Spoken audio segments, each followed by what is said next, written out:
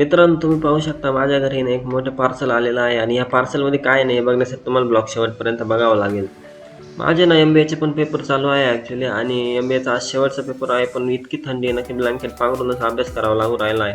तुम्ही हे पाहू शकता मी अभ्यास करू राहिलो. जॉबला असल्यामुळं ना काय पुस्तकं घ्यायची पण आम्हाला वेळ भेटला नाही, त्याच्यामुळे PDF मधूनच अभ्यास करावा लागू राहिला आहे.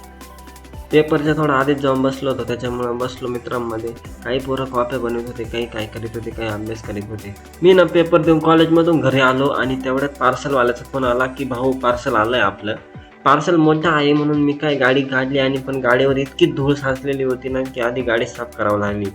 त्याच्यातच 10 मिनिटं निघून गेले. पार्सलवाल्याचे फोनवर फोन चालू होते. त्याला म्हटलं आलो भाऊ 10 मिनिटात. पार्सल आणता आणता आता पार अंधारच झाला आहे. तुम्ही पाहू शकता पार्सल किती मोठं आहे. मला गाडीच्या मागचे सीटं पण फोल्ड करावं लागले होते पार्सल आणण्यासाठी. पार्सल येताचे थोडे हलकेच होते, त्याच्यामुळे मी एकट्यानेच उचलले आणि मग काय घरात नेतो आता. चला तर मग आता आपण पार्सलची अनबॉक्सिंग करूया. पार्सलचं अनबॉक्सिंग मी जोपर्यंत करतोय तोपर्यंत तुम्ही चॅनलला सबस्क्राईब करून ठेवा.